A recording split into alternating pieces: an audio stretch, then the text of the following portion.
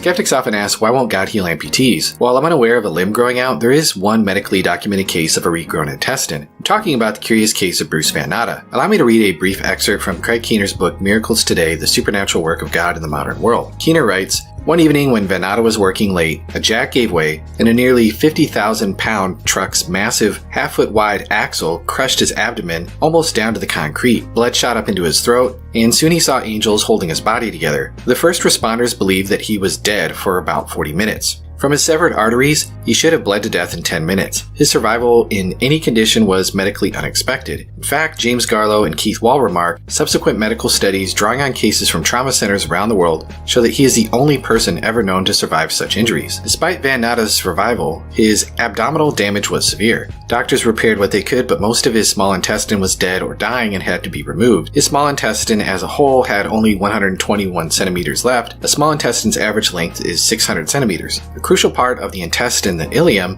is normally 350 centimeters long. After his necessary surgeries, Van Natta had only 25 centimeters of his left. Unable to digest food properly, he began to decline. His weight dropped from 180 pounds to 125. At this point, one of his friends felt strongly led to fly from New York to pray for him. Now, with Van Natta in person, the friend commanded his small intestine to grow in Jesus' name. Van Natta felt something like an electric jolt in his body, and he was healed. In an adult, a small intestine can widen, but it cannot naturally grow longer. Yet a radiologist confirms that Van Natta's small intestine had more than doubled in length and was now fully functional. To do measurements more precisely than this, one would need to actually remove his small intestine and unwind it, which would naturally counter the point of the original miracle. But the previous surgeries and subsequent healing seem plain enough. I followed up with Van Natta, and he confirms that years later he remains healthy. Okay, so how have skeptics responded to this claim? The guys at Digital Gnosis have some thoughts.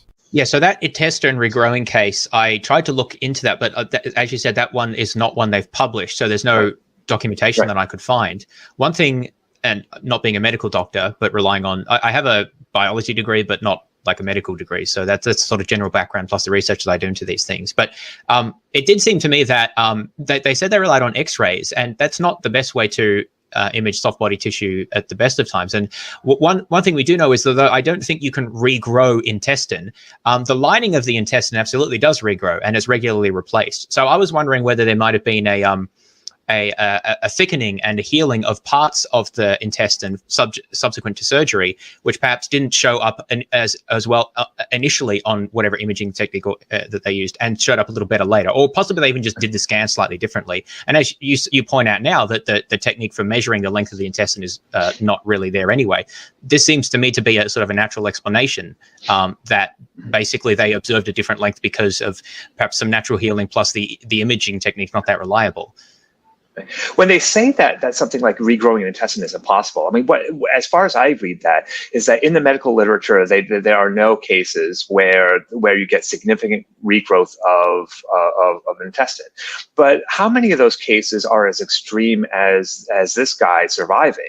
And I could totally imagine a situation where the human body, under most circumstances, doesn't regrow something like an intestine, but then under like really large trauma, you do actually get some regrowth. I could easily see that sort of thing happening, and I think that happens even with some brain damage cases where, like, the neurons don't tend to regrow, but if you really have a lot of damage, you do get a lot of rewiring that happens. And so there are, at least, I mean, I don't know whether this is exactly plausible, but it seems like it's possible, and something that would make it harder to measure, obviously, but it could be just the fact that we have an extreme case, and that's pretty much it. So and then you combine it with the lack of proper technology to scan, other confounders in terms of the thickness or the original measurement or any of that stuff, then you really don't have a strong case to make, and even they can't make the strong case. I mean, they admit that they can't make that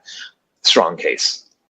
Now, to set the background here, they're critiquing a conversation between Elijah Stevens, Craig Keener, and Michael Shermer on the Unbelievable YouTube channel. Stevens directed the documentary Send Proof. The film features several notable miracle claims and interviews with believers and skeptics, which include both Shermer and Keener. And indeed, the Send Proof team admit that they can't publish Van Natta's case. This is because they don't have the technology yet to get the accurate measurement of the intestine needed to verify the result. The current results are very suggestive, but they're not 100% conclusive. James Fedor and Brian Blaise throw out some possibilities that might explain what's going on, but I have to say they're not very convincing. They also seem to ignore the miracle claim's context. For example, they disregard Van Natta's out-of-body experience and the appearance of what he described as angels. They take no notice of the fact that Van Natta is the only person on record to survive with so many severed arteries and that he should have been dead in 10 minutes. Furthermore, a thickening of his intestines, as Fedor suggests, doesn't seem to provide an adequate explanation for his subsequent return to health. Van Natta was rapidly losing weight and his health was quickly deteriorating. Doctors tell us that people who lose more than 50% plus of their intestine will remain dependent on IV feeding and medications. The near complete removal of his ileum would also mean that he couldn't absorb B12, which would lead to lifelong diarrhea. Van Natta was on a combo of enteral and parenteral IV feeding. This feeding wasn't being digested well at all, and Van Natta reported that it would just pass right through him. All the weight that he had lost happened over a short period of 3 months. Van Natta reports that he now has normal digestion. The digital gnosis panel at least acknowledged the very small probability of Van Natta's recovery, but the problem is that they ignored the independent specialness of the event. Remember that Van Natta had a friend fly from New York to pray for him because he felt specially prompted by God. The man who prayed for Van Natta's name is Bruce Carlson. Carlson had only met Van Natta briefly earlier in the year. When he prayed for Van Natta, he testified to feeling something like electricity go into his body. Only after he was prayed for did Van Natta begin to recover. Positing some sudden rare regrowth under dire circumstances, as Blaise does, that we don't scientifically know about yet, seems awfully ad hoc. It should also be noted that Joel Lantz, the author of the book Bridges for Honest Skeptics, wrote to the CEO of the Short Bowel Syndrome Foundation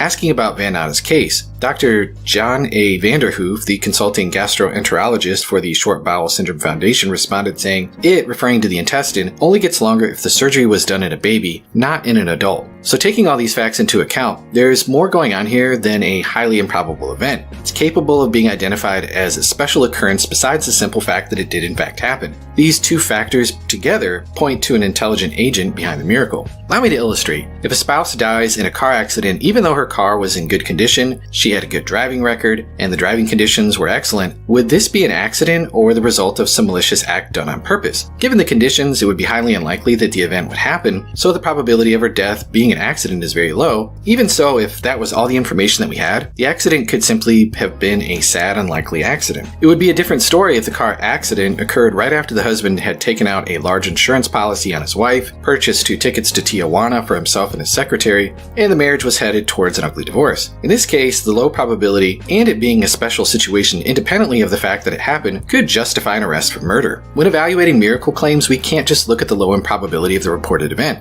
We know that the doctors removed a significant portion of Van Natta's intestine. We know by the best available means of measuring his intestine that it was estimated that he only had 20% length of a normal person's intestines, and we're aware that he only had an estimated 7% of the ileum, which is crucial for digestion. While it's true that these approximations shouldn't be taken as 100% certain, it seems very unlikely that they would be that far off, especially given Van Natta's symptoms. The low estimates are highly suggestive that he should not have survived barring divine intervention. These facts, combined with the fact that Bruce's recovery began when a friend flew out from New York to Wisconsin to pray for him after he felt a strong urging to do so, and that Bruce experienced some kind of physical sensation during the prayer, again is very highly suggestive. Bruce is currently healthy and active in ministry. His subsequent return to health after prayer made in the name of Jesus would be very surprising if naturalism is true, but not surprising if Christianity is true. Therefore, it's rational to believe that a miracle occurred here.